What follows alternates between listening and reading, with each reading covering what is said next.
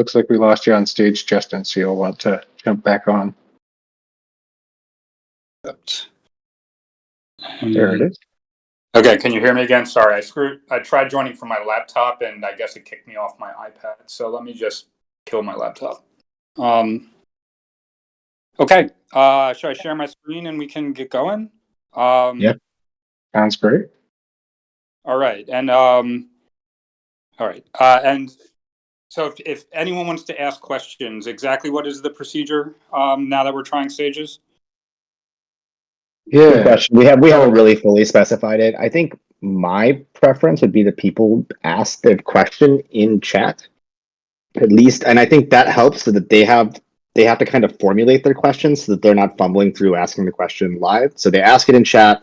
I will basically say, "Hey, someone has a question." I'll pop them on stage. They'll ask their question to you.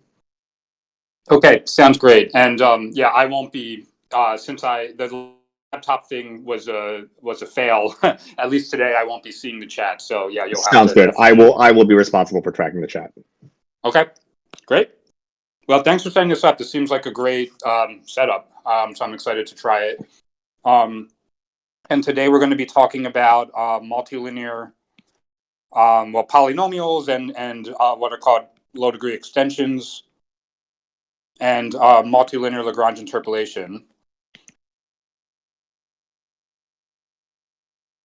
So I think 2 sessions ago we saw univariate Lagrange interpolation. So that's Lagrange interpolation for univariate polynomials, but now we'll be shifting to these multilinear ones. They take a little bit of getting used to, but actually once you get used to them, I find they're often simpler in many regards than the univariate polynomials. But most people are familiar with from high school math or something. And these multivariate ones and multilinear ones in particular are exactly what you want for if you're designing interactive proofs, which in my view are sort of lead to the fastest prover snarks as well. And one of my goals sort of in life and in this study group in particular is to try to convey why these multivariate techniques are so powerful and key to performance. And the reasons are a little bit subtle. So I'm still always looking for better ways to try to convey them. All right, so let us introduce multilinear extensions. And I guess before that, I'll just remind you what is a multilinear polynomial. So a multilinear polynomial, let's say in n variables, let's call it P. It's just a polynomial where the degree in each variable is at most 1.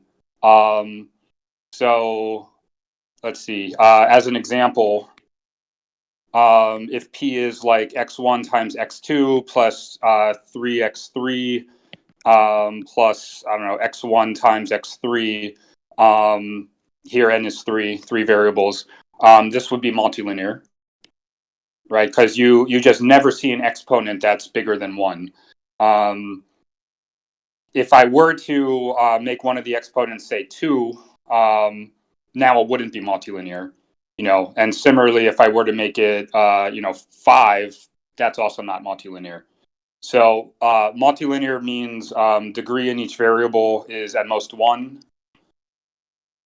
So you can have terms that like multiply all the variables together as long as each individual variable has an exponent of 1 or 0.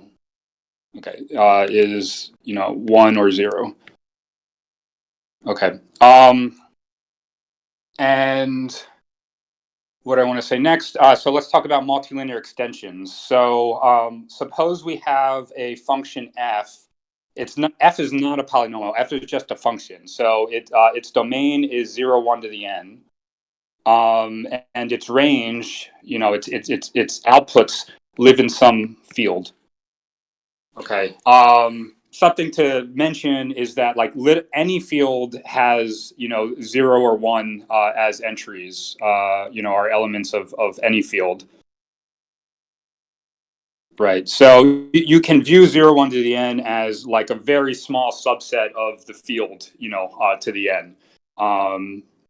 Literally every field by definition has to have, 0 in it and 1 in it. Beyond that, different fields, differ. Yeah. So, pictorially, you can think of f just by listing all of its evaluations. So here, if n is 2, we might depict f as follows. So it has 4 inputs. 0, 0, 0, 1, 1, 0, and 1, 1. And so let's say like f of 0, 0 is, I don't know, 3. F of 0, 1 is 5. F of 1, 0 is 4. And f of 1, 1 is, I don't know, let's say 8. Okay. So f is just a function, with who's mapping bit strings to field elements. That's it. And here's a simple fact.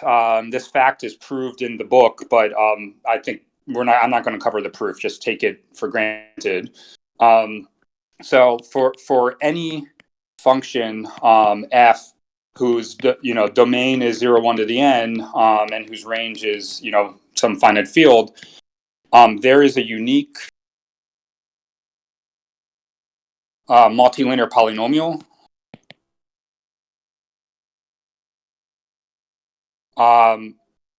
that so I'm going to say this verbally and then write out something a little more formal. The polynomial I'm going to call f twiddle, and the polynomial agrees with f wherever f is defined.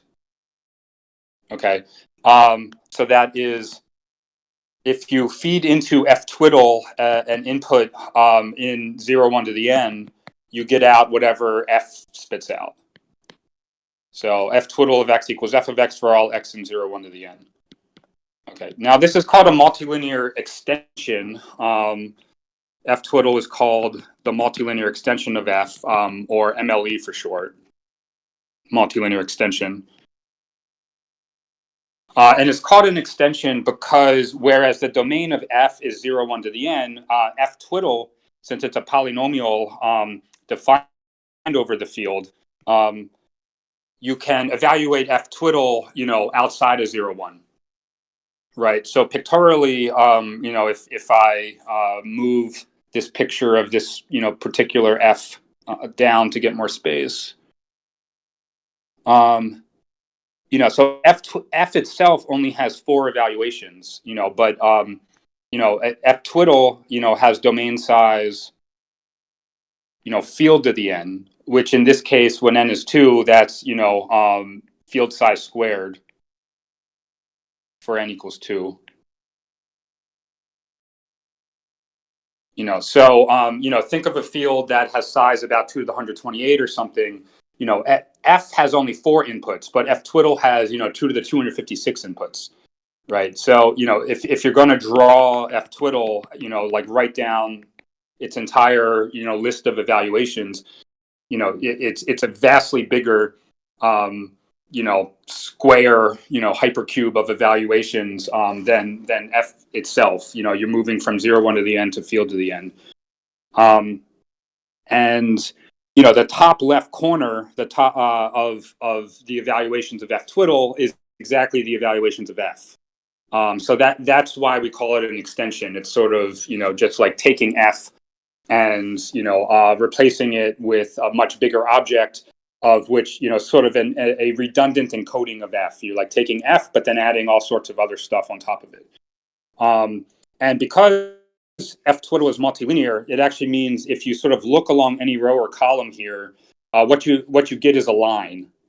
Yeah, so that's like saying if I look at this particular multilinear polynomial here, if I were to fix like x2 and x3 to fix values and leave x1 as a variable, you get out something degree 1, and so that's a line, right? So if I like fix x2 to I don't know, 6 and x3 to 7, I get out some line, some degree 1 function in x1. That's a line, which means it's pretty easy to like look at, f and write out the evaluations of f twiddle, right? So like as I go along this top row, moving from, input 0 to 1 moves me from 3 to 5, so that's like the line that maps 0 to 3 and 1 to 5. And so what does that line map 2 to? It maps it to 7. What does that line map 3 to? It maps it to 9. It maps 4 to 11 and so forth. Similarly, going along this row, 0 maps to 4, 1 maps to 8, 2 would map to 12, and 3 to 16, and then 20. As you go along a column, it's the same thing. So 3, 4, 5, 6, 7, 5, 8, that's difference is 3. So 11, 14, 17. So you just sort of get used to this stuff, right? And then, if you go along, this row here, 5 and then 11, next would be 17, 23 and so forth, 6, 14, next would be, hopefully I'm doing all the math right, 22, 30. Yeah, so every row and column is just a line. Okay, so that's multilinear extensions. Yeah, let me pause and see if anyone has any questions about the multilinear extension.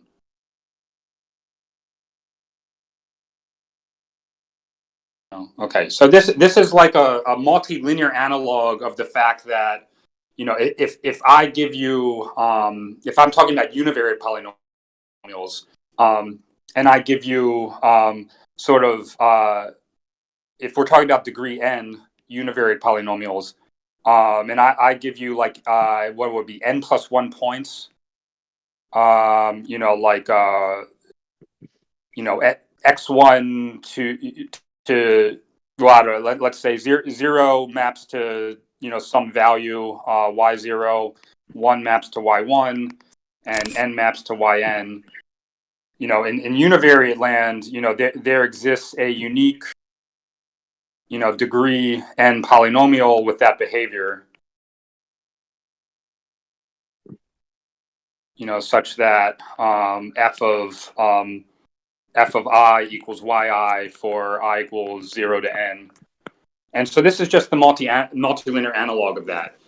There is this like funny thing where in univariate land, like any set of n plus 1 points uniquely defines the univariate polynomial of degree n with that input-output behavior. So any set of n plus 1 points is what's called an interpolating set for degree n univariate polynomials. In multilinear land, the interpolating set has to be a product set. So, there's nothing super special about 0, 1 to the n. Like you could do like a comma b to the n, for any, distinct a and b, so you could do like minus 1, 1 to the n instead of 0, 1. You could do, it doesn't matter, like 7, comma 8 to the n if you really wanted to. But in interactive proof land, like 0, 1 to the n tends to be like the right thing to do. And this will become clear over time. I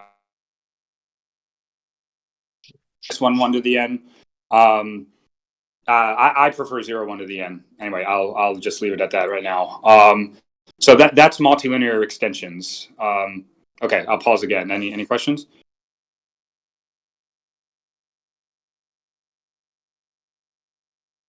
All right. So just to be clear, like any NF whose domain is 0, 1 to the n, actually it has many extension polynomials, but only exactly one of them is multilinear. So for example, let's again consider, I don't know, a 3-variate function now, and think about its multilinear extension.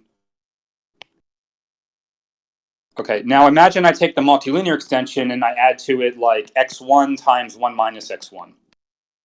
Okay, now this is 0 for all, x1 in 0, 1, which means, by adding this term to f twiddle, I did not, alter ftwiddle's outputs on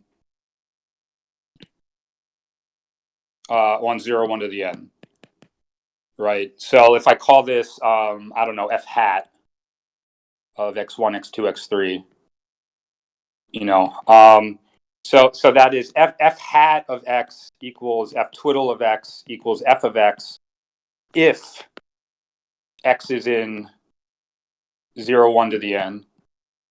Okay, but if I were to evaluate f hat and f twiddle outside of 0, 1 to the n, they would not be the same.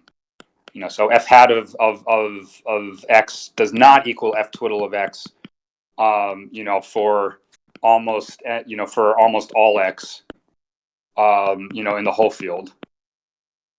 So what's happening is if I were to write the evaluation table of f hat rather than f twiddle in this picture, the top left square wouldn't change at all. It would be the same. This is two variable, whatever. The top left square stays the same, but everything in blue might change. And so, f hat we would still call, a low degree extension. As we've discussed before, the term low degree is a little bit vague, but certainly, degree at most 2 in each variable would qualify as low degree. So f hat is a low degree extension of f, but it's not multilinear. Right, and there's only ever one. There's the multilinear extension is always unique. There's exactly one. Okay, yeah. So, sometimes we'll see all regularly, quite regularly actually. We'll sometimes need to use non-multilinear extensions, basically because the snark verifier will be able to evaluate the non-multilinear extension super duper quickly. It's like we'd always like to use multilinear extensions, just sometimes we can't because they're not quickly evaluable by a snark verifier. And we wind up using the sum-check protocol often to kind of move between a non-multilinear extension and multilinear ones. And this, don't worry about what that means right now. That'll become clear in the next couple weeks. Okay, so that's low degree and multilinear extensions of functions whose domain is 0, 1 to the n. And so now we need to talk about multilinear Lagrange interpolation.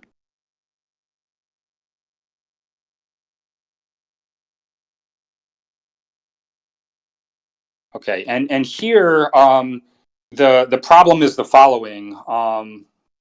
Let's say the input.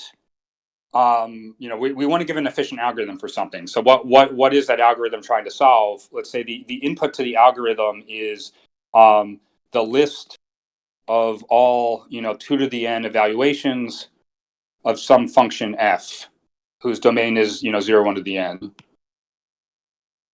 So that is. Before we go on, there are a couple of questions. Can we pause and take a look at them? Please, let's do it. The first one is from Nakul and says, "What would an example be arithmetization?" And admittedly, I'm not sure what he means by that, so I'm going to invite him up. If he wants to hop in. Cool. Nakul, you should be able to speak now. Yeah, I was talking about when you mentioned that sometimes we might want a low-degree extension that's not multilinear. So I'm wondering if an example here would be when we use the arithmetization of the circuit. Yeah, that's a great question. So let me give an answer to this. I'll write in red for a minute. So there's an exercise in the book about this, but I'll just give away the solution. So arithmetization is a slightly vague term. It's generally a way to turn computation, things like circuits, which don't necessarily have anything to do with polynomials, into statements about polynomials. So let's, how do I want to say this? Yeah, let's talk about a Boolean circuit real fast, or a Boolean formula. So let's say, so this is end. This denotes the end function. And let's say want to keep this not too long. Let's say this one's OR. And then we'll have one more AND gate. Okay. So this is a Boolean formula, or Boolean circuit, I guess. And a very common question in computers or problem in computer science is to try to figure out, like, is there any assignment, true false assignment to these three variables that causes the formula to output true. And arithmetization is a technique to turn this Boolean circuit, where the operations are ands and ors and nots, into what you could call an equivalent arithmetic circuit. So this is one meaning of the term arithmetization. Again, people use it to mean lots of kind of loosely related things. So an arithmetic circuit has inputs that are elements of a finite field, and the gates don't compute ends and ors and nots. They compute like addition, multiplication over the field. And so without going into too much detail, it turns out you can, here's an arithmetic circuit that is equivalent to this Boolean one. So ends turn into multiplication, right? And what's going on there is, we represent, false with 0, and true with 1. And, end is saying, are both of my inputs true? Same as saying, are both of my inputs 1? And so, if I multiply two numbers together and they're both either 0 or 1, then the product is 1 if and only if they're both 1. So that's like an end. So end turns into multiplication, and or turns into some more annoying thing, where like or of x2 x3 is actually the multilinear extension of that function is x2 plus x3 minus x2 times x3. And this is something you can just check that this polynomial maps 0 0 to 0, 0 1 to 1, 1 0 also goes to 1, and 1 1 goes to 1. So this little expression does the same thing that OR does if you feed it Boolean inputs. So we would add x2 and x3.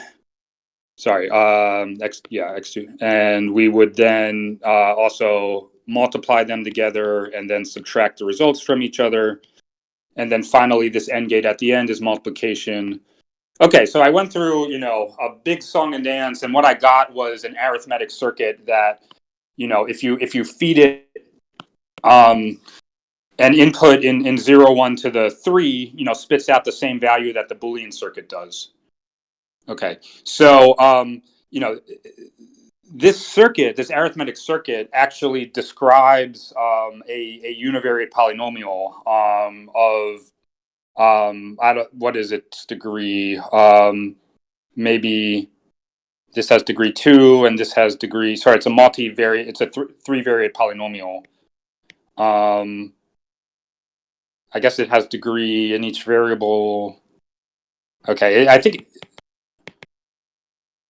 I don't feel like writing this out. It's x1 times x2 that captures this gate, times the difference of x. Yeah, I guess it's just what I wrote before. X2 plus x3 minus x2 times x3. Okay, so this is G. So this arithmetic circuit computes some polynomial G in the three variables. Okay, so G is an extension of the function computed by the circuit.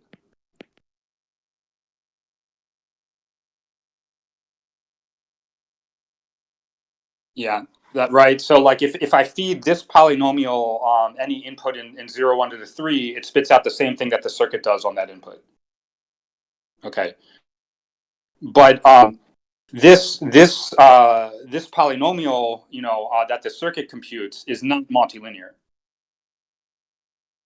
Because here we have an x2 getting multiplied by an x2, for example, and that's going to result in some degree 2 term, degree 2 and x2, that I expect is not canceled out. You do have, I'd have to write it all out in like the appropriate basis to be 100% sure it's not multilinear, but I in general it won't be multilinear.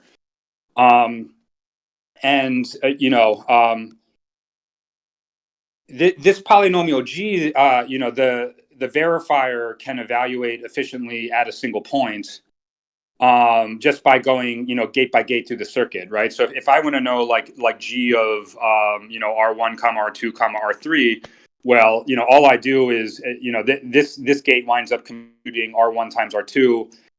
This gate computes R2 plus R3. This gate computes R2 times R3. This gate subtracts their two, and, then we product those together and you get out G of R1, R2, R3. So just by going gate by gate through the circuit, you can evaluate G at the desired point. Okay, great. And so that's a way to get a non-multilinear extension of a function that can be efficiently evaluated. However many gates there are in the circuit you started with is roughly how long it takes to evaluate the arithmetic circuit. Okay, now it turns out like suppose the verifier could evaluate the multilinear extension f twiddle of f. Here, remember this f is the function computed by the circuit, right? I claim that that's enough to ascertain whether or not the circuit is satisfiable.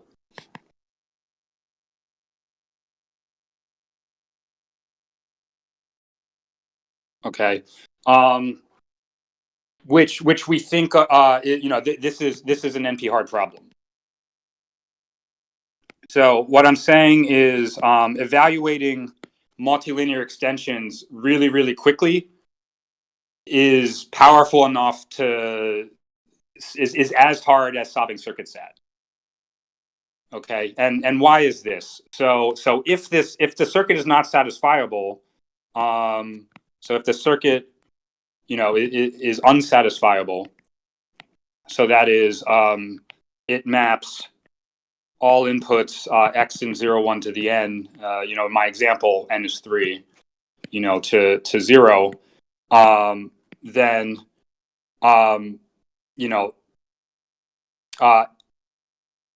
my claim is then f twiddle is the identically zero polynomial.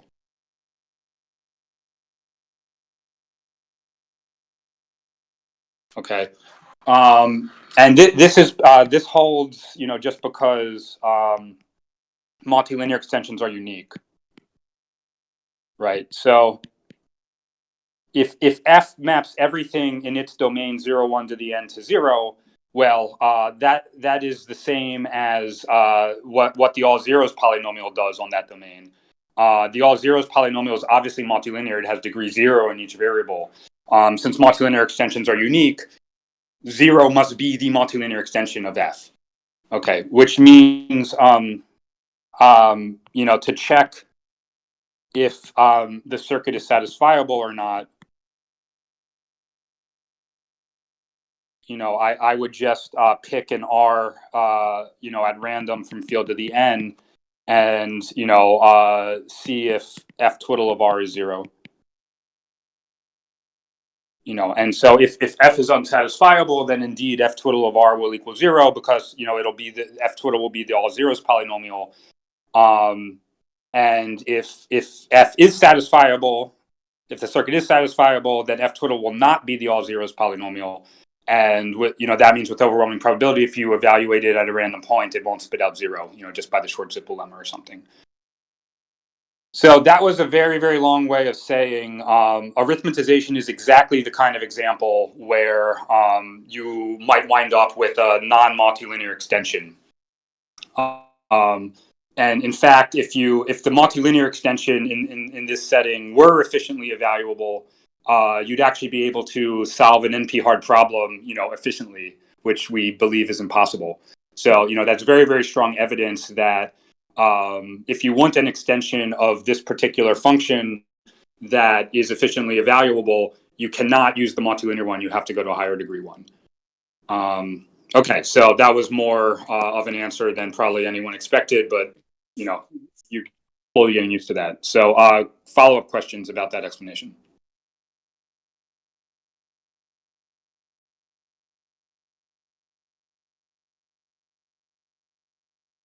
Yeah, just one follow-up. Thanks for the explanation. One follow-up is, so I guess here there was this trade-off um between, okay, so even, although it's not multilinear, I guess there's some kind of a bound on the degree of the polynomial that we'll have, and we Mm-hmm. were okay with it being slightly more than one because we Mm-hmm. could compute it quicker. So is there always going to be this trade-off between how fast we can evaluate it and how big the degree is going to be? Yeah, there often is a trade-off, but I don't know. Typically, like as soon as you go to degree 2 in each variable, you can okay, it's application dependent, but in most snarks, as soon as you allow degree 2 in each variable, you often get something that is efficiently evaluable, and that's actually why most applications of the sum check protocol, like the polynomial that's being summed, has degree at most 2 or 3 in each variable. It's like degree 1 in each variable, that is a very special thing. And as this example shows, somehow like evaluating multilinear things is just a very powerful power. Gives you a lot of power. As soon as you allow degree 2 in each variable, suddenly a lot of that power kind of goes away. And yeah, I basically think in practical applications, there's rarely a reason to go beyond degree maybe 3 or 4 at the very highest in each variable, and often degree 2 is fine.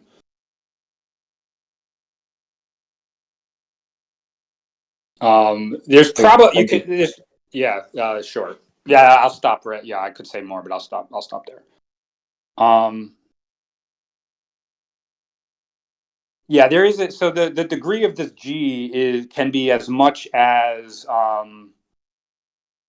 sort of the size of the circuit you started with, if you define size carefully, and so whether or not that constitutes quote low degree is a little bit application dependent. Certainly in any interactive proof or snark that were to use this G, we would need the field size to be at least the degree of G minimum. And so, if you started with a really big circuit, you might not actually consider the degree of this thing to be, like low degree. Again, low degree is sort of a vague term. And whether something sort of really should be considered low degree or not depends on setting or application or whatever. So this particular arithmetization approach doesn't get used directly in practical snark design, again, because if this circuit is big, this thing does not have degree like 2 in each variable.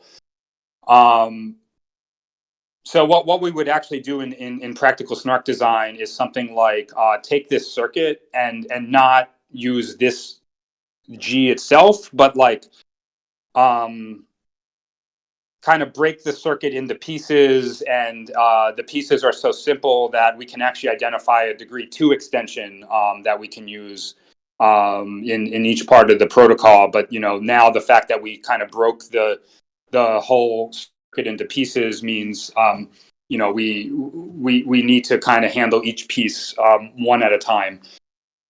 So anyway, I'm going to stop rambling here. Hopefully, this is giving some flavor of what comes up in practical snarks. Basically, this technique of just taking this G and like using this in a proof system, and that's it. This is what people did in the early 1990s with like the IP equals P space result that kind of set off the whole area of verifiable computing. And then the modern techniques, sort of recognize that this particular G actually has overly large degree. If you actually want, a prover you can run in the real world, and so we start doing more clever things to get lower degree Gs. But again, you're never gonna get G to be multilinear because if the verifier could kind of evaluate that multilinear thing directly, it could solve an NP-hard problem. Okay. More questions?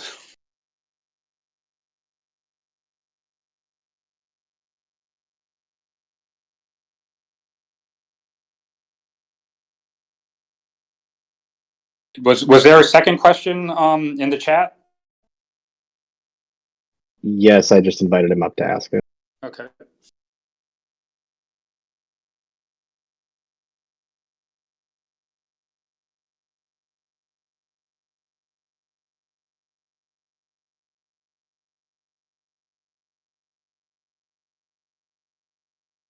I don't know why he's not speaking.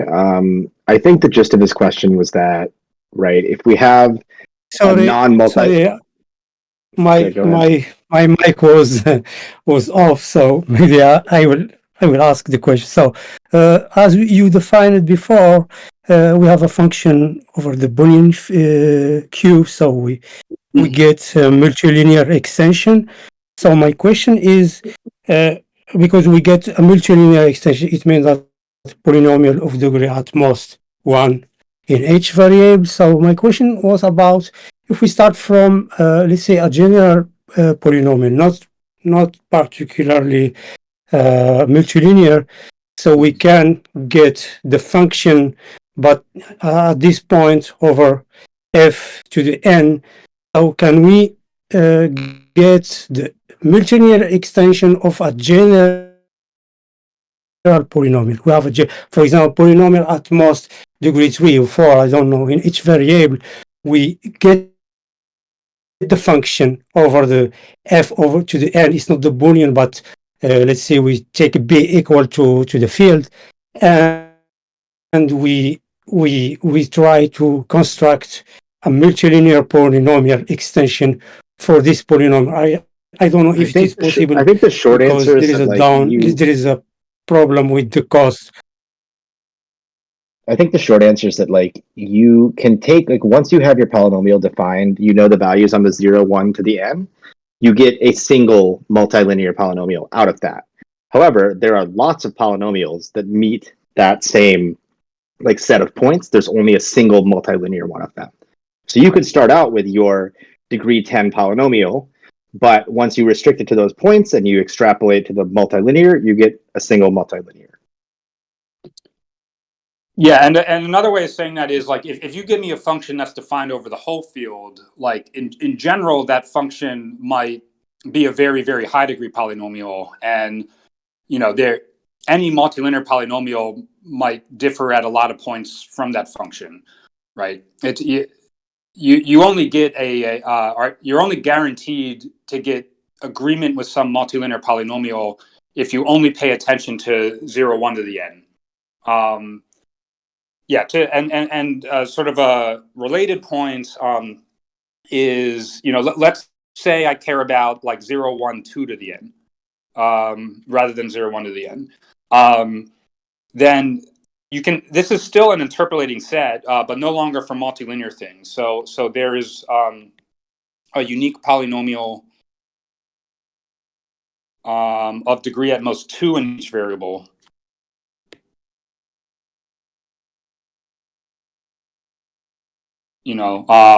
Such that, so let's say this is the domain of f,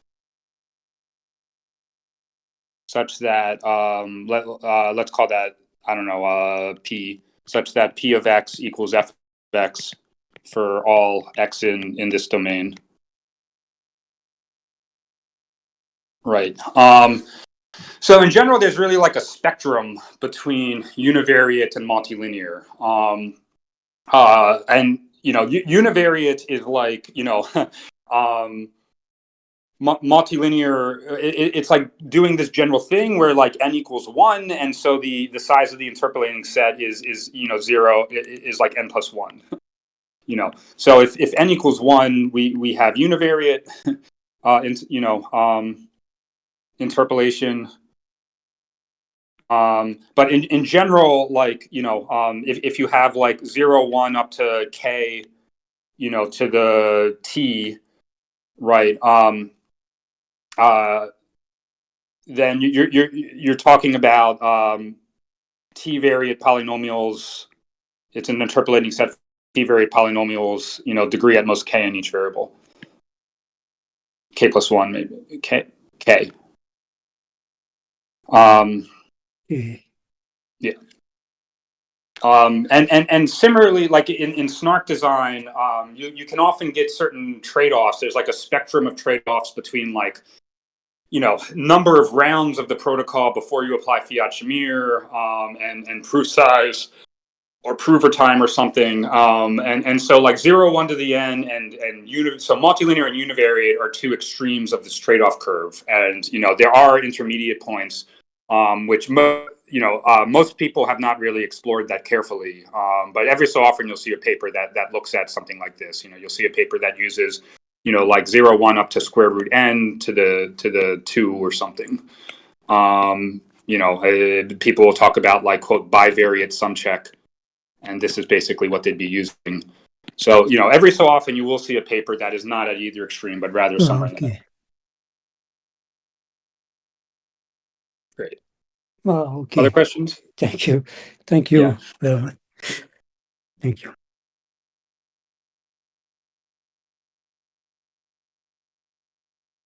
All right. Actually, before we talk about Lagrange interpolation, maybe it's useful to do some examples of multilinear extensions real fast. So we actually just saw some when I did the arithmetization tangent. So if you look at like the end function, let's say on 2 bits. So so this maps like 0, 0 to 0, like so 0, 0, 0, 1 and 1, 0 all get mapped to 0, and 1, 1 gets mapped to 1. The multilinear extension of that is just x1 times x2. Right. Like you can just check, like it's a multilinear polynomial, and it has this behavior on the Boolean hypercube. So that's maybe the simplest example. And similarly, we saw that OR twiddle of x1, x2 is x1 plus x2 minus x1 times x2. Not of x1, so this maps like, 0 to 1 and 1 to 0 is just 1 minus x1. And now we get to, let's do a more interesting one. Let's talk about the equality function. So let's say this takes as input two n-bit inputs, and outputs, 1 if, xi equals yi for all I, for I equals 1 to n, and 0 otherwise. Okay, so the multilinear extension of the equality function, let me just call this x and y, is the product from I equals 1 to n of xi times yi plus 1 minus xi times 1 minus yi. Okay, and how do you confirm that? Well, first note that the right-hand side is multilinear, right? Because each factor is multilinear, right? Like if you just fix I, xi times yi plus 1 minus xi times 1 minus yi has degree at most 1 in both xi and yi. And moreover, this is just testing. This is just equality, applied just to xi and yi. So this maps. You can just check. It maps 0, 0 to 1, right? Because xi times yi is 0 at 0, 0. But 1 minus xi times 1 minus yi is 1 at 0, 0. So this maps. This handles mapping 0, 0 to 1. And this handles mapping 1, 1 to 1. Okay, but if xi equals 0 and y equals 1, or vice versa, then both of these terms are 0. Okay, and then all this is doing is producting together, the sort of bit by bit equality checks. So this is sort of in logically speaking, in your head, you should think of this as end, but you're applying ends, to the equality of x1 y1 up to equality of xn, yn. Yeah. So in summary, like whenever I give a polynomial and I say this polynomial is the multilinear extension of this function defined over the hypercube, the way to check that the claim is true is to confirm that the polynomial is so you check one, the polynomial is multilinear.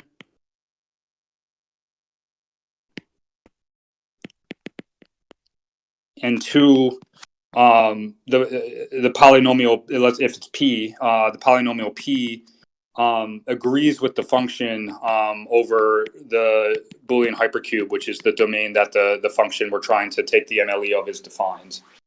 So this is the domain of F. So we're going to wind up doing this probably hundreds of times in this study group where, I'll write some expression, there's some polynomial, and I'll say, this is the multilinear extension of, this function defined over the hypercube. And, how are we going to confirm it? We're going to confirm that the polynomial I just wrote down is multilinear and that it spits out the right thing at any Boolean input. Okay. So I think these are the three most illustrative examples. Let me think if I want to do one more.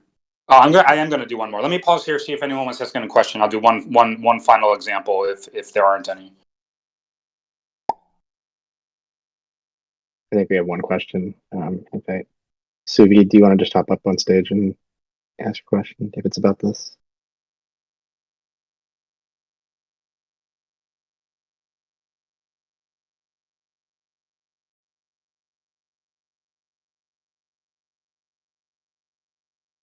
Suvi, you should be able to speak. Yes. Hello, Professor. So the low degree extension of the circuit G, as was referred to the earlier notation, is what folks in the community do, is what was said. And it was said that multilinear extension is something that cannot solve, that we generally do not do. Then is the motivation for still going for multilinear extension is to make the number of interpolating sets smaller? Is that the general motivation? It's a great question. So multilinear extensions turn out to be so nice in SNARK design because they have really nice properties that make them good for the prover. So when you apply SumCheck, the SumCheck protocol to, we never apply it to a multilinear thing for reasons related to the fact that, the verifier cannot evaluate a multilinear thing quickly in many contexts. But often, so we apply it to like a degree 2 thing, often a degree 2 polynomial, not a multilinear one. But that degree 2 polynomial is typically a product of two multilinear ones. The fact that it's a product of two multilinear ones is key to making the SumCheck prover run really, really fast. Okay, and the structural property that is that enables that, it comes from what I'm going to discuss shortly, which is Lagrange interpolation. Lagrange interpolation is sort of a really nice expression for these multilinear extensions that ensures that the SumCheck prover is able to kind of exploit that expression to great effect to ensure that it can, compute the messages really quickly. So I can try to say a little bit more than that. But one thing I'll mention right now, so this equality function, this is, as well as, ends and ors and knots are also, nice. So this is like really special. Okay, so what's going on here is, EQ, the equality function, has a domain of size 2 to the n, right? Its domain is 0, 1 to the, or sorry, I guess it's 2 to the 2n. Its domain is 0, 1 to the n by 0, 1 to the n. Right, so the n as fairly big, I don't know, 20 or something. Its domain size is 2 to the 40, really big domain. But EQ twiddle, if I just want to evaluate it at like 1 point, can be evaluated in time order n, which is logarithmic in the domain, right? Like this expression for EQ twiddle lets you evaluate it, with, what is this, 2n multiplications and additions or something like that. So it's really special, it's special because, like a snark verifier or anyone really can evaluate, its MLE can be evaluated, in time, way, way smaller, like logarithmic in the domain size. Okay. When we get to snark design, we'll wind up with a situation where some polynomials will arise where there's no way to evaluate and some MLE in time, like in the domain size. And we'll be forcing the prover to do that hard work, and ultimately trying to get the verifier to run, to only do things like evaluating EQ twiddle or something. So this will all make much more sense within the next couple weeks. But right now it's hard to say much more than that. But the one sentence answer to your question is MLEs turn out to be super, super important in snark design, mainly because they have some really nice structure that that the prover can heavily exploit. Yes. So I'm trying to understand. This logic of logarithming in the domain size, the correct way to translate that is bringing down the number of interpolating set smaller. No, I don't think so. All right, let's come back to this G. So the domain size, for the circuit is 2 to the n, right? If it's if it's a circuit, over n variables, right? You can feed into it like any true false assignment to those n variables. There are 2 to the n true false assignments, right? Okay. Now this particular polynomial, which extends the function computed by the circuit, this polynomial can be evaluated at any desired point in time, about like order circuit size, just by going kind of gate by gate through the circuit. So this G can be evaluated in time logarithmic in the domain size. Okay. But it's not multilinear. Okay. So what's going on is, like, if we only cared about verifier time, we actually could happily use this G in a protocol. And that's exactly what the IP equals P space result does. Right, because we're happy with the verifier, like evaluating G at a single random point and having the verifier run in this time bound. If as far as IP equals P space is concerned, where we're fine with like a polynomial time verifier, order circuit size is fine. The reason one reason we're really, really unhappy using this G in snark design is that the prover runs in time linear in the domain size, which in this case is like bigger than we would like. We don't like provers that take exponential time 2 to the n. So what snarks will do is they'll often reduce the domain size of interest. People talk about like snarks as like a scaling down of the old like IP equals P space stuff. They'll say scaling. And kind of what they mean is in a snark, the relevant domain size, rather than becoming like 2 to the number of variables, it becomes just like basic number of variables or circuit size. So and then you want the verifier time to be logarithmic of that. So yeah, everything becomes clear with examples of protocols, but till we see the protocols, like, it's very hard to make anything concrete. So I would say like this, like generally we want the verifier of snarks to only have to evaluate polynomials that it can evaluate very quickly. And very quickly typically means like logarithmic in the size of the circuit the prover is making a statement about. Okay, so to accomplish that, it means like we really want the domain size of the functions we're dealing with to be circuit size, and then we want the verifier to be able to evaluate those polynomials in time logarithmic in their domain size. And if we also want a fast prover, we're going to, the prover is going to have to run in time linear in the domain size. And so everything, that means we want the domain size to be circuit size and the verifier to evaluate, anything in time logarithmic in that. And so this is why research on snarks and interactive proofs didn't just stop at I p equals p space, because the domain size in I p equals p space that everyone was dealing with was too big. You needed to kind of scale everything down. And if you want to scale everything down properly, you really want degree, the polynomials that arise to have degree at most 2 in each variable or something like that.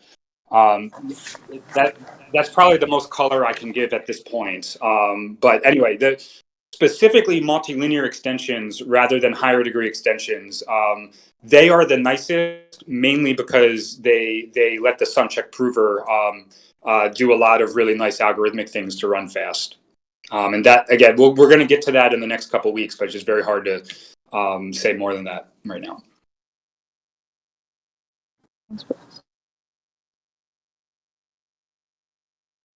Okay.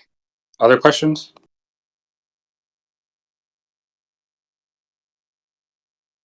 Okay. Yeah. So this property that this equality function has is pretty rare. This property that you can evaluate its multilinear extension in time logarithmic in the domain size, that doesn't come up all that much.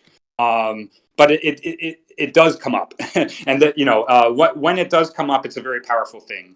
So let me just do one more example. Okay, let's say we have a matrix, but the matrix is block diagonal. So this actually comes up in ZKVMs all the time. Jolt, for example, this is absolutely central to Jolt. So let's say we have this really big matrix. Let's call the big matrix B, but B just consists of a bunch of copies of a very small matrix A. So let's say B is 2 to the k copies of A, where A is let's say I don't know, 2 to the L by 2 to the L. Okay, and so I don't know, say A is 64 by 64. That would mean L is 2, 4, 8, 16, 32 to the 6. I think L is 6. But K, maybe K is 30. So 2 to the 30 versus a 64 copies of a 64 by 64 matrix or something. Okay, so let us index rows and columns of B. But we're going to view A and B. Sorry. Let's say let's view A as a function whose domain is 0, 1 to the L by 0, 1 to the L. Okay, and this perspective is really important. So it's often the case in snark design that I give you a matrix or a vector, and I want to take the multilinear extension of that matrix or that vector. Okay, but what does that even mean, right? In order to define a multilinear extension, I need to have a function whose domain is the Boolean hypercube, right? So how can I view a matrix or a function, a matrix or a vector as a function over the hypercube? Well, all I do is interpret, the entries of the hypercube as indices into the vector, right? So if I have an I and a J in 0, 1 to the L, I'm going to interpret this as, the binary representation, of a row of A. And this was the binary representation of a column of A.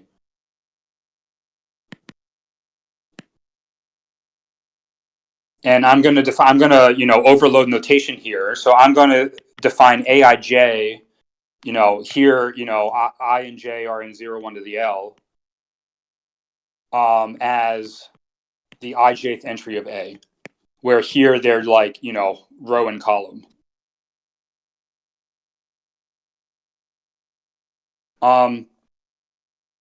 Right. So just as an example, let's set L equals, let's say A is, just 2 by 2, 3, 4, 5, 7. Let's say that's A. The way I'm interpreting this matrix as a function over the hypercube is, A of 0, 0 is 3, A of 0, 1 is 4, A of 1, 0 is 5, and A of 1, 1 is 7. Okay. So I want to view, the matrix A as a function on the hypercube, and that way I can talk about the multilinear extension of A. So A twiddle is the unique multilinear extension of this function. Okay. All right. So here, here's the key claim. So I can now, I can index row. If A is, has 2 to the L rows, and B consists of 2 to the K copies of A, right? Then I can index rows of B, as like a row of A, like specifying a row of A, followed by like a copy of A. And similarly, I can index columns of B by, which copy are you in, which copy of A are you in, and then which column within A are you in. Yeah. So if B has this block diagonal structure where it just has 2 to the K copies of A along the diagonal, and the rest is 0. Okay, then B twiddle of let's say X row, comma, how do I want to say this? X copy, Y row, Y copy can be expressed as A twiddle of, so let me call it row A and row A. So it's A twiddle. So you feed the row A stuff into A times EQ of X copy, Y copy. Okay. So what's going on here? Like, how do we verify that this fact is true? All right. So remember, whenever I make a claim like this, what you have to confirm is that the right-hand side is multilinear. So we have to check that the right-hand side is multilinear. And secondly, check that the right-hand side, takes the right values, on Boolean inputs. So over, X row A, X copy, Y row A, Y copy in, what's it, 0, 1 to the L by 0, 1 to the K by 0, 1 to the L by 0, 1 to the K. It takes L bits to tell you a row of A, K bits to tell you what copy you're in, L bits to tell you a column of A, K bits to tell you what copy you're in. Okay, so the right-hand side is clearly multilinear because A twiddle is multilinear and EQ twiddle are multilinear, and we're feeding like disjoint variables into the two, right? So, this thing has degree 1 in each of the variables we're feeding into it. This thing also has degree 1 in each of the variables we're feeding into it. We're multiplying them together, but they're over disjoint variables, and so the whole thing still has degree 1 in each variable. So the right-hand side is multilinear. And then to check that the right-hand side, agrees with the left-hand side at Boolean inputs, like all this is saying is that, like if you're not in the same copy, if you're dealing with like a row and a column that don't capture the same copy, you're in one of the all zeros components here. Like if I look at, this row and this column, if this row is copy, 3, but column, so the row copy is 3, right? We're in, copy 1, copy 2, we're in copy 3 down here. It's 4, copy 4. We're in this copy for the row, but we're in, the second copy for the column. And so, you're in all zeros land. So this is saying like, hey, if your row and column are not in the same copy, the entry is 0. So EQ twiddle will spit out 0 when you feed in the copy variables if they're not the same copy. But if they are in the same copy, EQ twiddle spits out 1, and then you just, you spit out the correct entry of A. Right. So coming back to the picture, right, if I want to know like this entry of B right here, well, the row variables for this dot is, let's say this is, I don't know,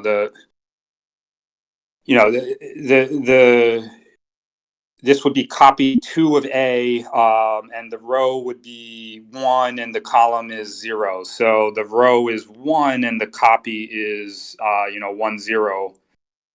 This is saying copy 2, and this is saying row 1 in binary.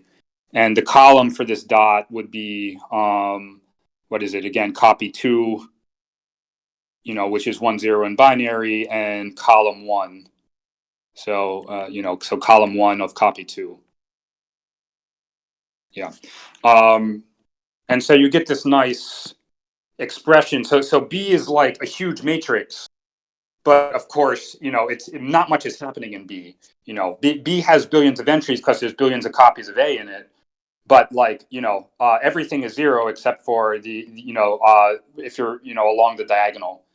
And so that's what this MLE expression is capturing. It's saying, hey, like, B twiddle is all zeros unless you're in the same copy of A.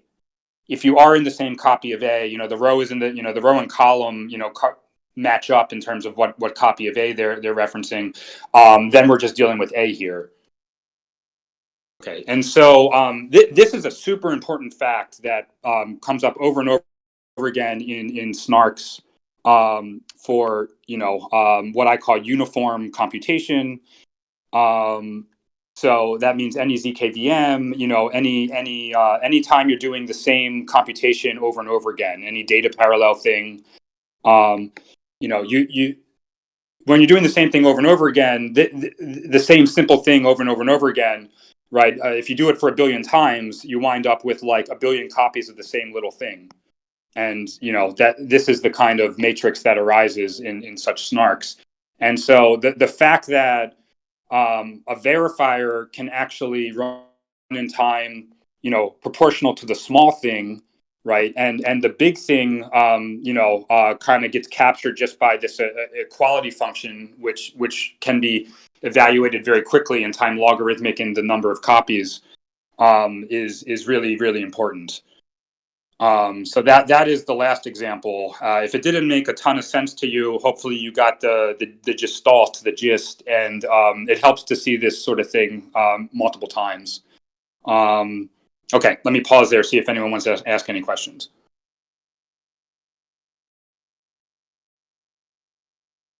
Questions? Can someone confirm there are no questions? Sorry, there are a couple. I'm going to pull them onto the stage.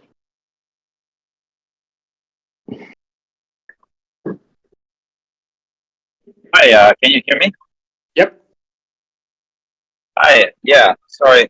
So I was gonna ask, so first of all, I'm a noob here, and sorry, the question is too silly, but since you brought up like ZKVM here, just on like high level, to clarify my understanding, is so circuits compared to like something like ZKVM, like twist zero, where there are no circuits, and if I am writing circuits, then like how do they compare with like execution trace, and then like how on on risk zero, you have like state transitions, and then like they are like recursively added and then created like with a start um, proof.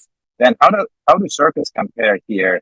And especially when you said when you do some like simple stuff over and over and over again, which like approach here is more efficient? Yeah, great question. There's a lot to unpack there, and so it's always dangerous to ask me a question like that. And I always say I'm going to try, my best to keep it short and fail. But so let me try. So the distinction here in about whether or not this kind of repeated structure, block diagonal matrices comes up, it arises in the context of both circuits and ZKVMs. In fact, I would not say there is no circuit in risk zero. It's just the circuit that's there. It's really like a constraint system, which is a slight generalization of a circuit. Kind of captures the execution of a VM. Okay, but a VM by definition does the same simple thing over and over and over again. So roughly a VM just what does it do? It runs fetch, decode, execute over and over and over again.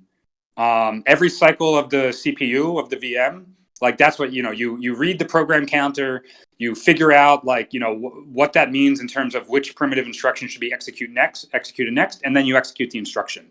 And, this is a little simplification. There's like a memory and stuff too, but basically it's just doing fetch, decode, execute, fetch, decode, execute, fetch, decode, execute. And so all the ZKVMs really do have circuits somewhere, but circuits in some kind of loose general sense as we move beyond like literal like ends and OR gates or something like that.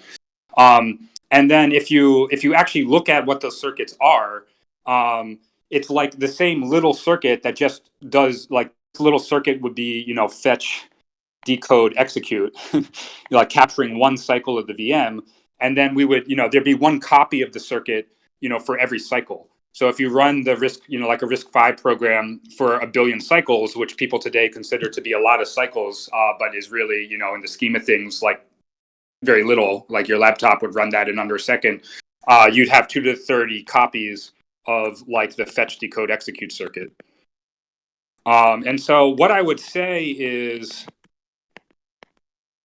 the VM abstraction actually guarantees that the circuit you care about has exactly this structure, that it's the same little thing repeated many, many, many times.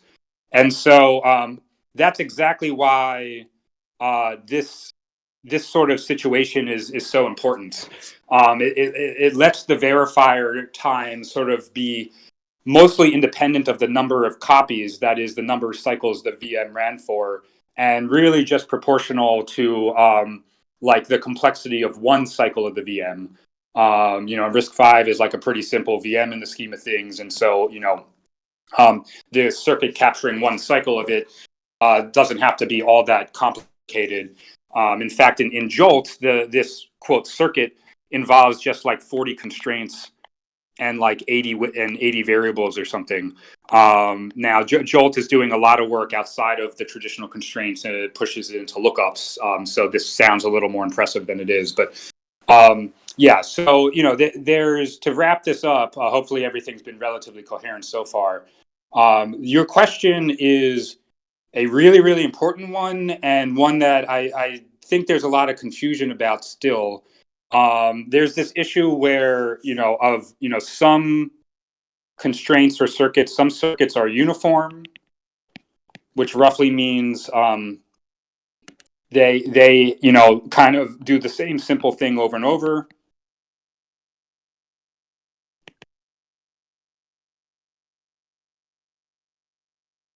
And some are non-uniform, meaning, they do not do the same simple thing over and over.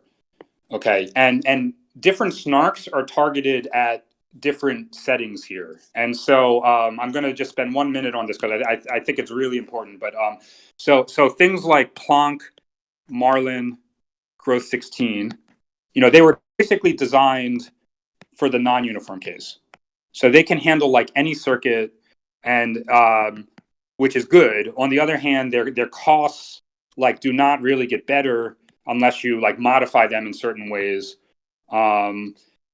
if the circuit is uniform. So if the circuit has repeated structure.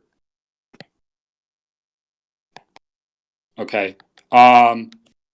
Starks are targeted at something called air, or so any snark for air mainly. Air is a kind of circuit, a kind of constraint system, which has uniformity baked into the definition. So they only apply to uniform. If you want a fast verifier anyway, like, I mean, there are some small caveats to this, but like high level, the point holds.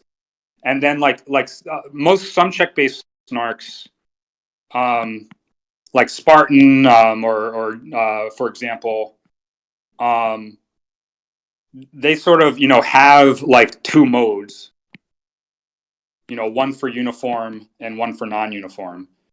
And basically, and you can also sort of be in between the two, but we don't have to get into that. And so in the uniform case, that means you can get major cost savings compared to the non-uniform case.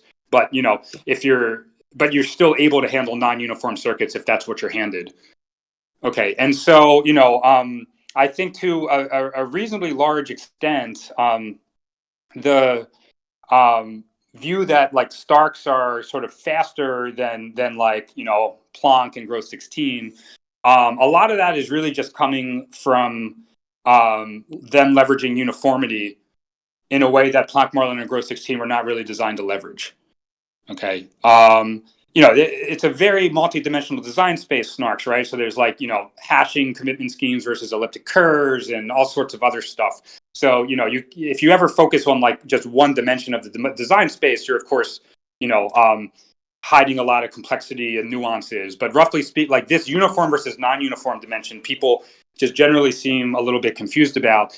And, most of the things we want to prove today have repeated structure. You're doing the same relatively simple thing over and over again. You're evaluating SHA many times because it's like many Merkle authentication paths or something. Or you have a ZKVM and you're applying fetch, execute, decode over and over and over again once per cycle of the VM.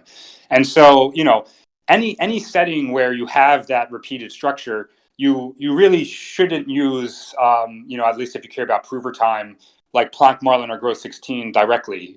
They were not designed. It's not a dig at them. They just weren't designed to take advantage of that structure.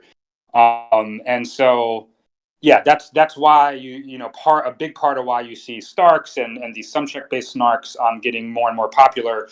And I'm not sure how much people realize like that there's a lot of that going on, that like you're really they're leveraging uniformity, and these other ones weren't designed to do that. So it's your question is not really like a circuit versus VM issue. It's is there repeated structure or not issue. And the VM abstraction just intrinsically forces repeated structure into the computation. That's why, but that's a big part of why we see this repeated structure so much today.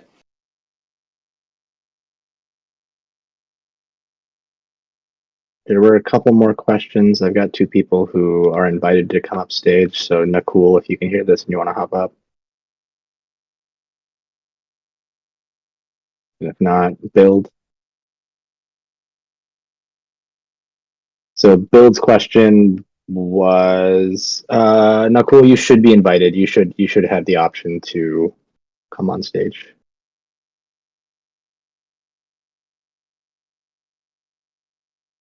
Yeah, you have been invited. I think there is a button on your screen that says come on the stage. I can see on my end that you're invited.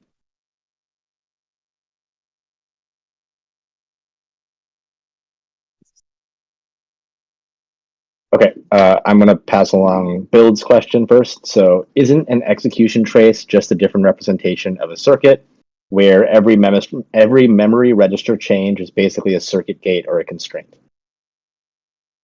Yeah, great. So the execution trace is sort of, I would call it like the untrusted advice, or it becomes kind of part of the witness, if you will. And then what the circuit or constraints wind up doing is confirming that the execution trace is valid. So that like if the prover claims that the output of this primitive instruction on these two inputs is blah, that indeed that is correct.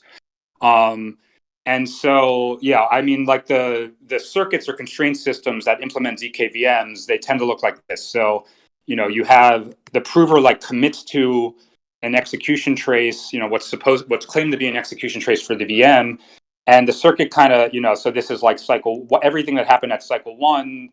This is everything that happened at cycle 2, and so forth. And then what the circuit will do is it just sort of, has a little checker, like check that, what happened at cycle 2, like follows correctly from cycle 1.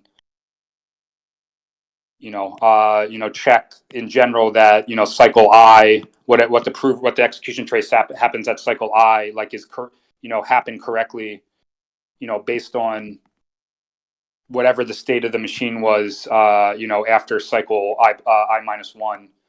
So you have the same little check done over and over and over again, just on like adjacent entries of the execution trace.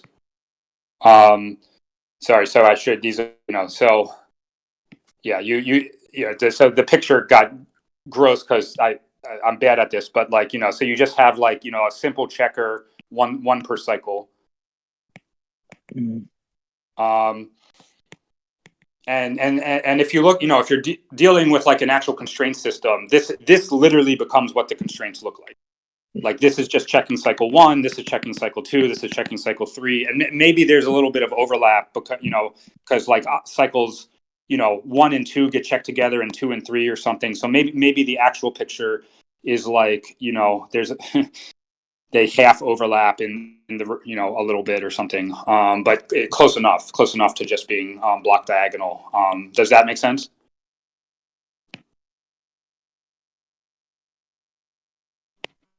Yeah, so there's one little constraint system per cycle, and you just and you have a billion cycles, so you just apply the same checker a billion times, once per cycle. Cool. We have another question which says, you mentioned that the MLE of EQ can be evaluated at a random input in time O of number of variables. Mm-hmm. This is only true for simple functions like EQ and not for arbitrary MLEs, right? Yes, absolutely. And in fact, like if I give you like a Boolean circuit, that we discussed before, on n-bit inputs, the ability to evaluate the MLE of the function computed by this circuit actually lets you solve the satisfiability problem for that circuit, which means we, very, very strongly think that, if I hand you a circuit, thereby specifying a function, whatever function the circuit computes, it should take exponential time to evaluate the MLE of that function at a randomly chosen point. So EQ is like very special. Yeah.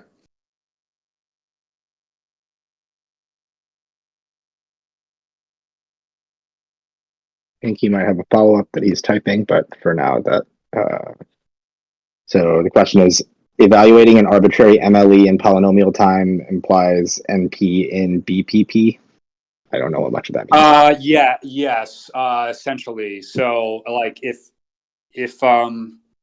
okay, so let's say, I'd make it a little more precise. So let's say the way I specify this F is by, F is specified, by giving, say, a size n Boolean formula computing F, size S Boolean formula computing F. Okay. If F twiddle can be evaluated, in poly S time, let's say order S, but whatever, poly S time, then NP equals BPP. Yeah. And in fact, the error is one-sided, so I actually think NP equals like RP or something. But basically, it means like, there just is no efficient algorithm to do this. Like you're gonna need time like 2 to the S, not poly S, unless NP equals RP, which it doesn't.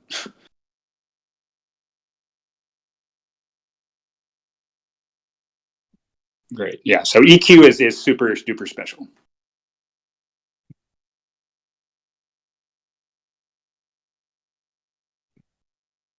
All right. Okay, so since we're so far over, I do want to wrap up multilinear. I still haven't done the main topic today. Great questions as always. Yeah, so I want to. So multilinear Lagrange interpolation has the following goal. So the input to the algorithm is all 2 to the n evaluations of some f. Whose domain is 0, 1 to the n. So, EQ is really special, right? Like, we can evaluate EQ at any desired point in time order n, but in general, we just can't hope to do that. So the best we can actually hope to do if we're going to describe f in this way, you have to at least read all 2 to the n evaluations. So the goal, let's say there's a second input, r in field to the n, and the goal is to evaluate f twiddle of r in order 2 to the n time. Okay, and this is, this looks big, and in general it is big, depending on what n is. But like in snark applications, in snarks, like n will be log of circuit size or something. Okay, and so if it's the prover who's doing an evaluation like this, like order 2 to the n time is okay. So order 2 to the n will be like order circuit size. All right, and like in general, for reasons we just discussed, like you can't, if f is like a completely arbitrary function, you really can't hope to even specify it, faster than 2 to the n time, much less evaluate f twiddle of r in 2 to the n time. So this is kind of the best you can hope for. Any questions?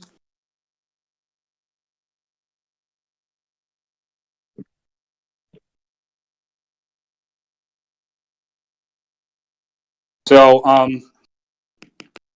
multilinear Lagrange interpolation relies on the following facts, which, in our rambling discussions today, we've actually sort of covered some background that is going to let me sort of shorten this presentation a little bit. So it wasn't a complete waste of time to have all of this discussion.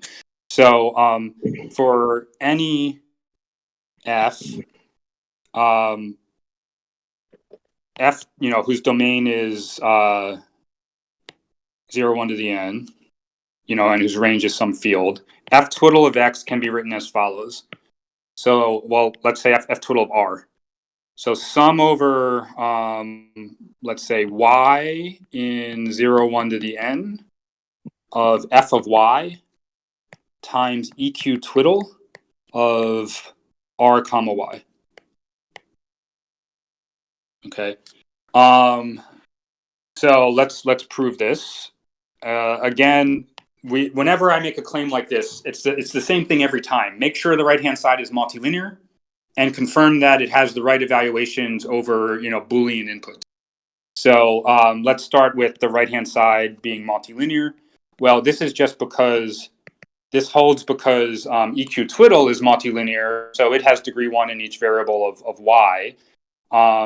F of y is like just a value, right? This is not, if the input, to the function is like, it's a list of 2 to the n evaluations, I don't know, 3, 4, 5, 7, for each y, y being 0, 0, f of y is just 3, so, this is just like a field element, don't think of this as like a polynomial in y. It's just like a field element. And so this is just, the right-hand side is just a weighted sum of multilinear things. And, a sum of multilinear things is multilinear. Okay. And I'll do an example in a second so you can see this. Yeah, so the right-hand side is multilinear. So the other thing we have to check is that the right-hand side, takes the right, has the right input-output behavior, so it takes the right evaluations, whenever r is in 0, 1 to the n. And, what's happening here is... question?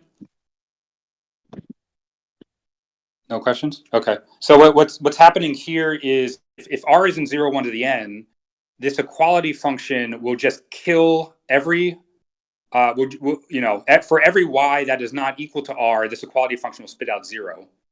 right? Remember, equality over Boolean inputs, of x, y, if they're both Boolean, is 0 unless x equals y. Okay, but if x equals y, so if r is Boolean, so r is like the x. If r is Boolean, when y equals r, EQ twiddle spits out 1.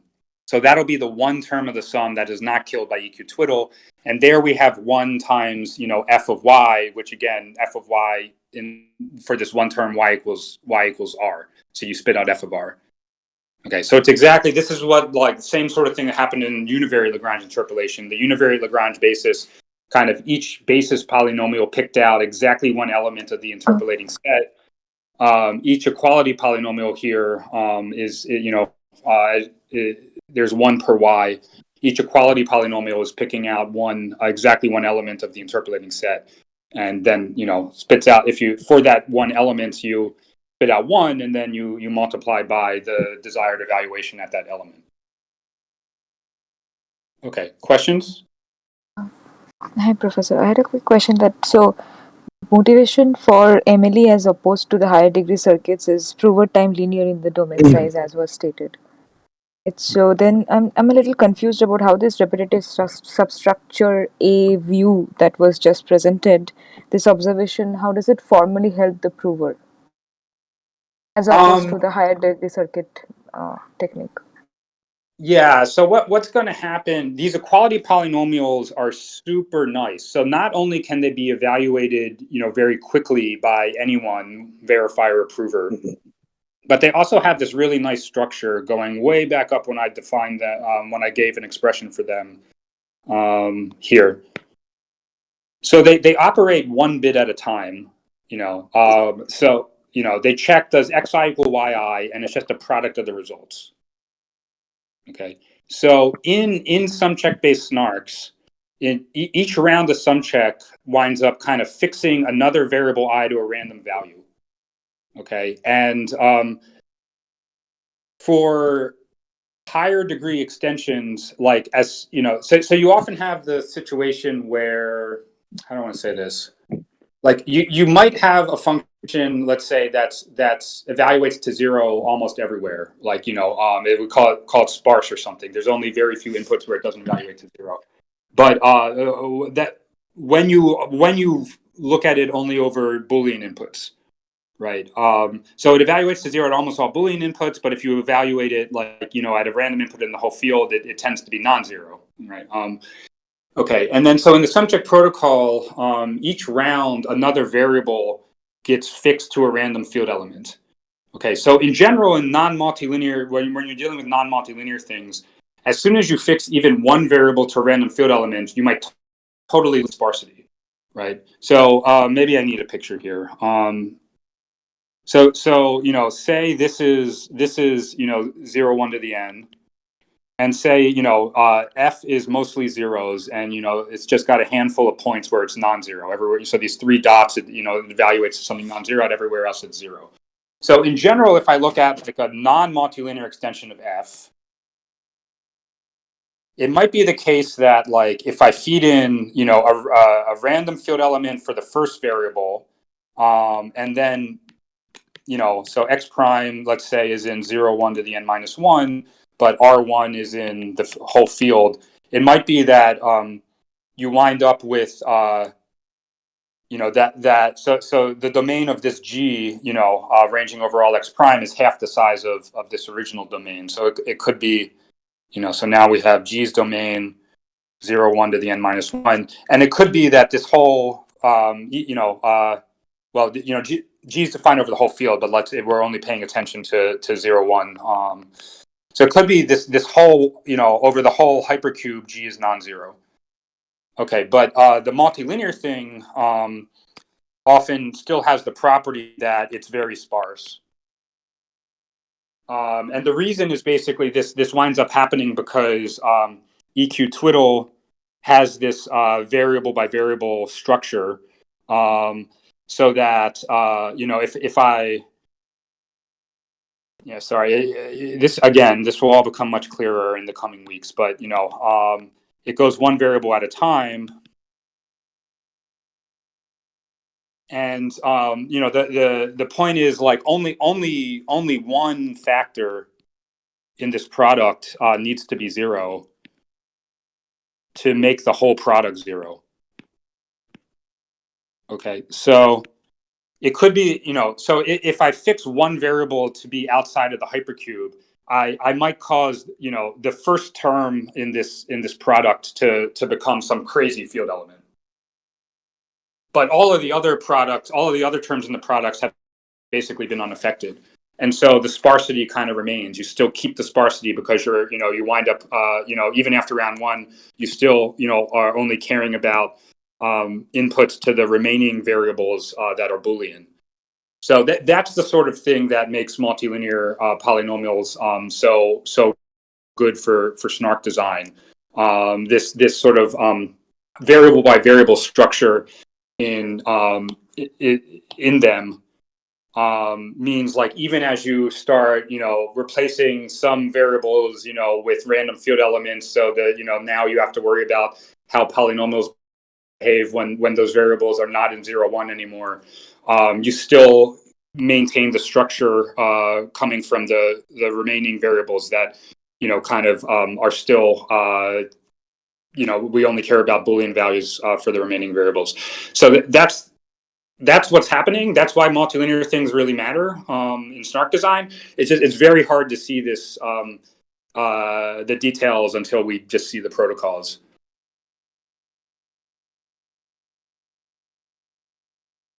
Was that a little bit helpful?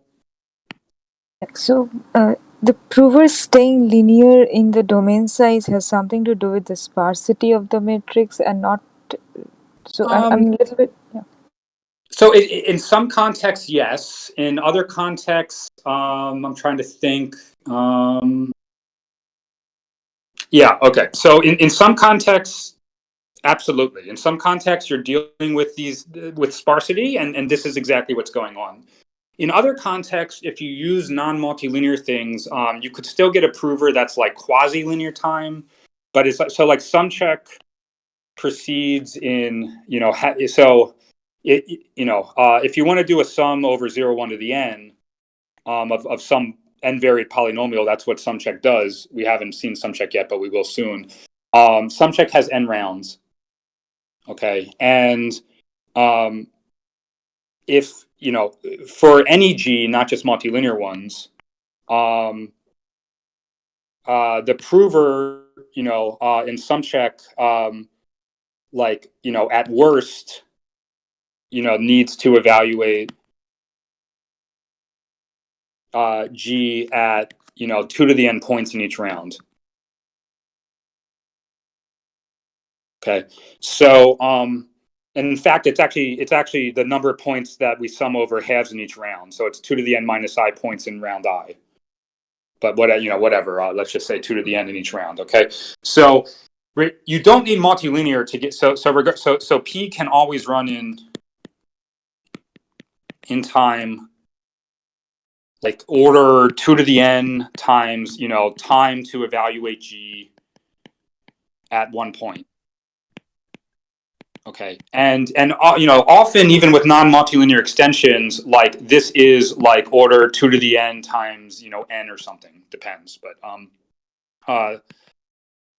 so with non-multilinear extensions, you can get this sort of time bound, which is like not bad. Like if 2 to the n is circuit size, is like the size of the circuit you're dealing with, like this is called quasi-linear. This would be like order circuit size times log circuit size. Like that's not bad. Okay. But it's we can do better. And with multilinear things, you can, if G is kind of built as a product of a handful of multilinear things, you can actually, so with MLEs, you can actually get prover time of order 2 to the n, which is, this is like the best you can hope for in general, because like just computing the right answer in general is might be 2 to the n time. The sum is over 2 to the n terms.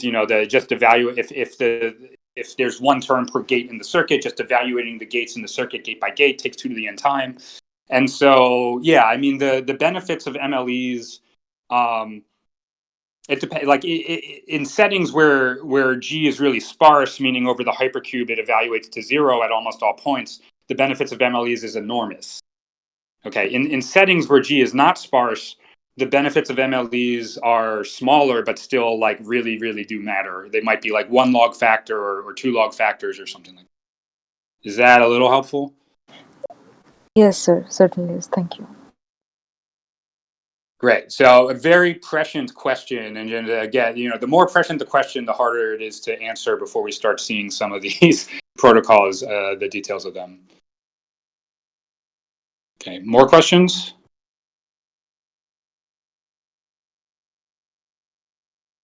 All right. So yeah. So as far as the verifier goes, again, we're generally not going to be happy. It depends, in context. But in many cases, we don't want the verifier to run in time linear in the domain size. So we don't want the verifier to evaluate the sum on its own. But we will be totally fine with the prover evaluating this kind of sum on its own. And so the sum, well, it can be useful both for the prover and the verifier. This expression, but it's especially useful for the prover. Since we typically will be happy with the prover running in, time linear in the domain size, which is 2 to the n here.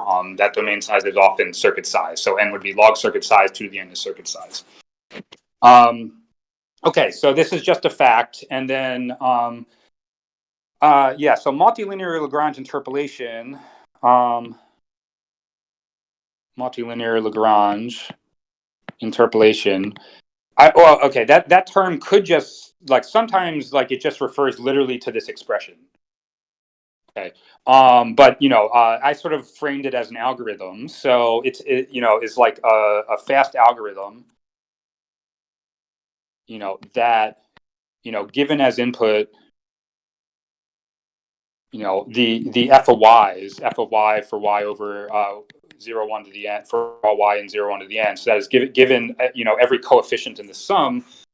Quickly computes this sum. So quickly computes, sum over y and 0, 1 to the n of f of y times eq twiddle of r comma y.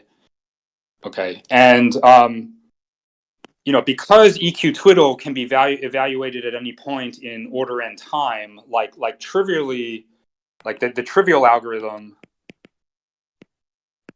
we'll just independently evaluate eq twiddle. So evaluates eq twiddle of ry, kind of in order n time per y.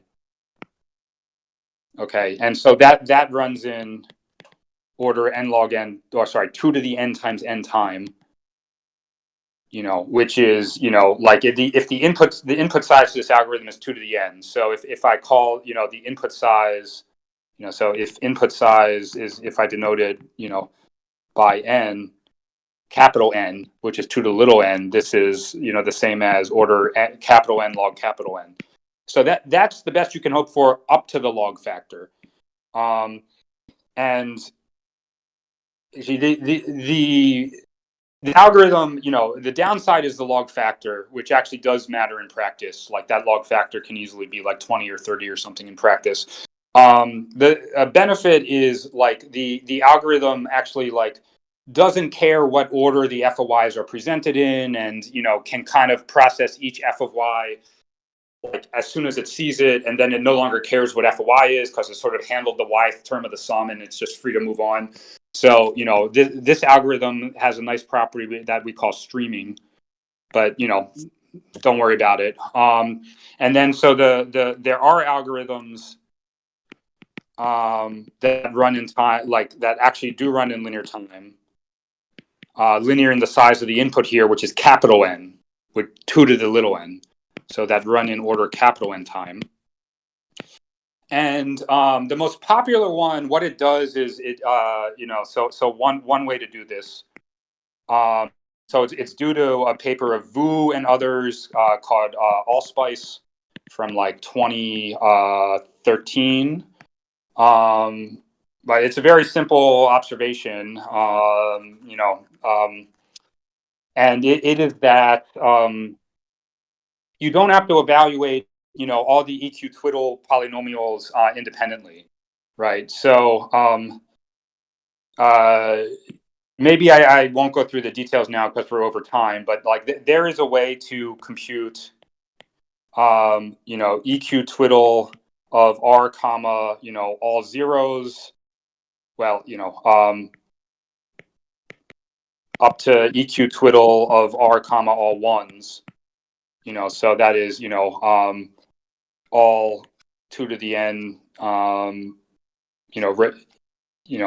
vectors here, in the right hand, in the second half, in 0, 1 to the n. There's a way to get all of these evaluations in order and time, and once you have them, then you're done basically, because then this sum is just like an inner product between the evaluations of f, and the evaluations of the EQ twiddle, as y ranges over 0, 0, 1 to the n. So evals of EQ twiddle of r comma y. So you then you just go over, you iterate over all y, and you multiply f of y, which was handed to the algorithm as part of the input, by the relevant evaluation of EQ twiddle that you already computed. And maybe I won't skip the details, but this is like the end of section 4, I think, of the end of chapter 3 of the book. It's that achieves this. And if you're very interested, there's a new algorithm of Ron Rothblum, which achieves the same runtime. And it looks more like the univariate Lagrange interpolation algorithm that we saw a couple weeks ago. So there, if you express the univariate polynomial p of x as some, in the Lagrange basis, the univariate Lagrange basis of p of I times the ith univariate Lagrange basis polynomial. What we did was we said, hey, like, you can compute, like lambda delta 0 of r in order n time. And then we said, like, given delta 0 of r, you can compute delta 1 of r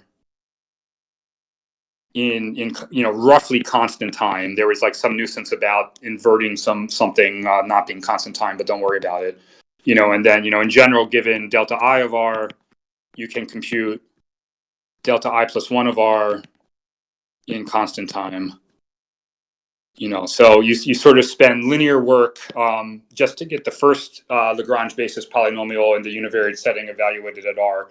But then you spend an about equal amount of work across all of the remaining evaluations. And so Ron's algorithm does something similar, I think, for multilinear Lagrange interpolation, where you sort of go over each term of the sum. I don't think there's that sort of linear cost just to get the first term for Ron, but you go over each term of the sum, and like, given the current the evaluation of EQ twiddle for the current term in constant time, you can get the evaluation of EQ twiddle for the next term.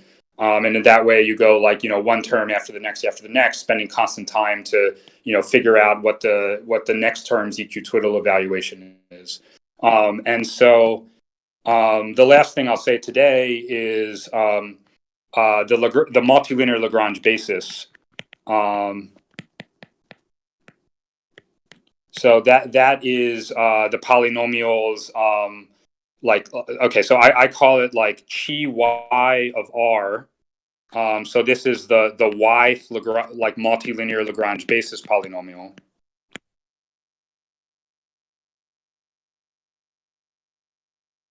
Okay, and this is just EQ twiddle of y comma r. Okay, and so what's happening here is another way of writing this is the product from I equals 1 to n of yi times ri plus 1 minus yi times 1 minus ri. And remember here, r can be anything in the whole field, right? It's just some evaluation point for this polynomial, but y is in 0, 1 to the n. You know, there's one Lagrange basis polynomial for every point y in 0, 1 to the n, which means another way of writing the sum is like, so if y is 0, sorry, if yi is 0, then we get a 1 minus xi, or 1 minus ri. And if yi is 1, we get an xi, an ri. And so like, let me do a quick example for n equals 2. So like the 0, 0th Lagrange basis polynomial would just be 1 minus, so r1 comma r2, since it's two variables here, would just be 1 minus r1 times 1 minus r2. The 1/0th Lagrange basis polynomial would be r1 times 1 minus r2. The 0/1th would be 1 minus r1 times r2, and the 1/1 would be r1 times r2. Okay, and then just as one more example with a picture, so let's say again n is 2, and let's say we have the evaluations of f are 3, 5, 4, 7, then f twiddle, let me switch from r to x, would be the following. So it'd be 3 times 1 minus x, let's call this x1, x2, 1 minus x1 times 1 minus x2, plus 5 times, so what is this, 0, 1, 1 minus x1 times x2, plus 4 times, so 1, 0, the Lagrange basis polynomial for that is x2 times 1 minus x1, plus 7 times x1 times x2. Anyway, yeah, so, you get 3 times the 0, 0th Lagrange basis polynomial, 5 times the 0, 1th Lagrange basis polynomial, 4 times the 1, 0th Lagrange basis polynomial, and 7 times the 1, 1th Lagrange basis polynomial. That is multilinear Lagrange interpolation. Yeah, so hopefully that was followable, even though I covered it pretty quickly. And again, so just as with the univariate case, the fact is, you can kind of just take this as fact and not worry about the details. But if I give you all 2 to the little n evaluations of a function over the hypercube, as well as the desired evaluation point, in time linear in the number of such evaluations, you can evaluate the multilinear extension at the desired evaluation point. And it's sort of just, if you wanted quasi-linear time, you would just like kind of very naively apply the Lagrange interpolation expression. But if you're a little smart about things, like you do not need to spend logarithmic time per equality evaluation, per Lagrange basis polynomial evaluation. You can kind of get all 2 to the n Lagrange basis evaluations at the relevant point in order 2 to the n time. Okay, so that's everything I wanted to cover today. But if you have any questions about that, please do ask. Questions?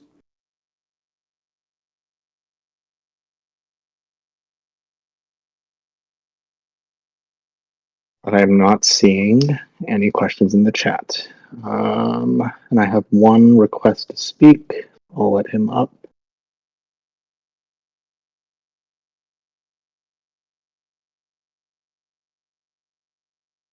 Scott, now, if you would like to speak, you can. There you go. No, I kind of requested long time in the middle of the thing, and it was contextual. So, not now. Thank you. Great. So in that case, we can wrap up. We are at 2 hours, so we should do that, I guess, regardless.